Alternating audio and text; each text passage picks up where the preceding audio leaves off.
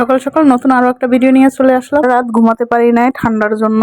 কাশি যেমন তেমনি নাক বন্ধ হয়ে যায় ঠান্ডা। কালকে তো আন্টি দেখে গেছে আমার অনেক ঠান্ডা, এর জন্য বলছিল মধু আর লেবু দিয়ে গরম পানি খাওয়ার জন্য। সকালে উঠেই আমি লেবু আর গরম পানি দিয়ে খালি পেটে খেয়ে নিলাম। এরপর একটু ঠান্ডা ভাত ছিল, ভাবলাম যে ডিম ভাজা আর ওই মূলার তরকারি দিয়ে ঠান্ডা ভাত দিয়ে খেয়ে নিই। আর ছোটবেলায় তো এরকম ঠান্ডা ভাত অনেক খেয়েছি মূলা তরকারি দিয়ে, যদিও শীতের সময় এটা অনেক বেশি ভালো লাগে। এখন হালকা হালকা একটু ঠান্ডা ঠান্ডা ওয়েদার, খেতে খারাপ লাগছে না, ভালোই লাগছে। এরপর তো আমি আমার রান্না বাড়ার কাজে চলে যাব। প্রতিদিনের তো এই একটাই কাজ, রান্না বাড়া খাওয়া।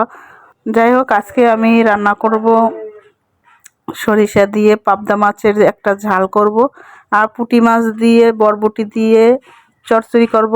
সেগুলো আপনাদের সাথে একটু একটু করে শেয়ার করব। এখানে আমার ভাত হয়ে গেছে, ভাতটা আমি নামিয়ে নেব। এরপরে আমি গরম পানি দিয়ে পাবদা মাছগুলো ধুয়ে নিচ্ছিলাম। এরপরে আমি লেবু আর লবণ দিয়ে ভালোভাবে কষলে কষলে ধুয়ে নেব।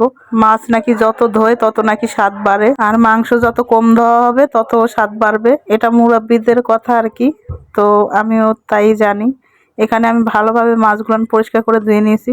আর এখানে তো এই পুঁটি মাছ, এটা দিয়েই আমি চচ্চড়ি করব। কালকে রাত্রে নিয়ে আসছিলাম, আন্টি নিয়ে আসছিলো, আর আমিও এক পো নিয়ে আসছিলাম।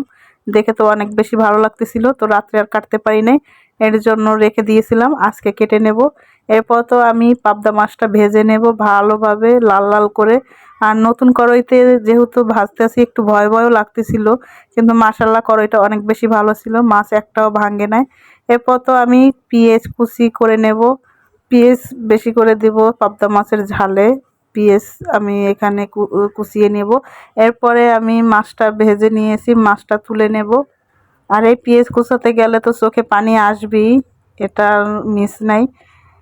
কেন জানি এত চোখে পানি কোত্থেকে আসে, যাদের কান্না না আসে তারা পেঁয়াজ কুচিয়ে দেখতে পারেন। মাছগুলো তো আমার অনেক বেশি ভালো হয়েছে ভাজা। আর কড়াইটাই দেখেন, বলছিলাম যে কড়াইটা লাগে নাই, আসলেই কড়াইটায় একটুও মাছ লাগে নাই।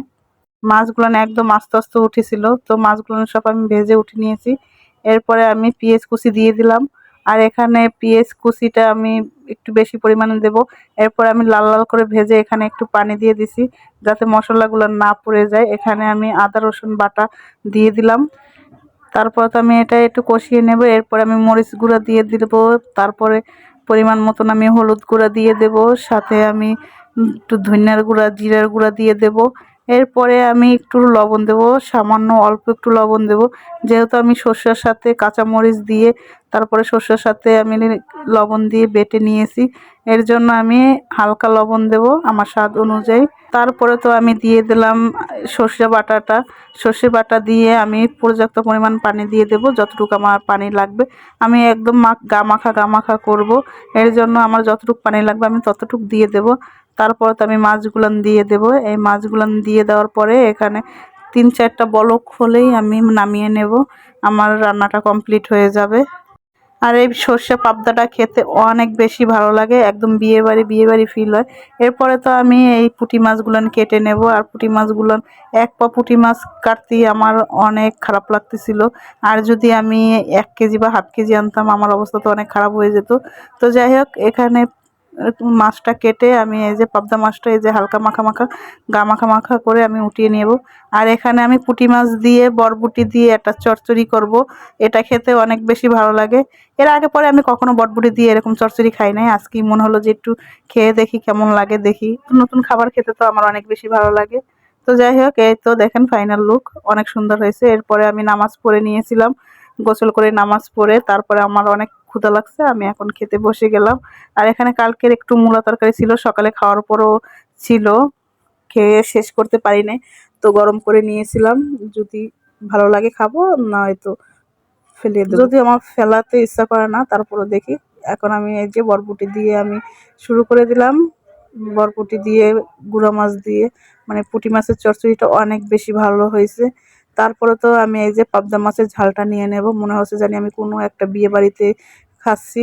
কারণ আমি যে ইন্ডিয়ান যে বিয়ে বাড়িগুলো আমি দেখি, আমার অনেক বেশি ভালো লাগে এই যে পাবদা মাছের যে ওরা সর্ষে দিয়ে করে, তো আমি ওখান থেকে শিখেছি। পপি কিচেনের আমি অনেক ভিডিও দেখি, তো সেই দিদির রান্নাগুলো আমার অনেক বেশি ভালো লাগে, আমি ওখান থেকে শিখেছি। এটা অনেক বেশি মজা হয়েছে। এক একজনের রান্নার স্টাইল এক এক রকম। ওই দিদিটা রান্না করে একরকম, আমি রান্না করছি একটু অন্যরকম। খেতে খারাপ হয় নাই, আমারটা অনেক বেশি ভালো হয়েছে। সবাই অনেক বেশি ভালো থাকবেন। আল্লাহ হাফেজ।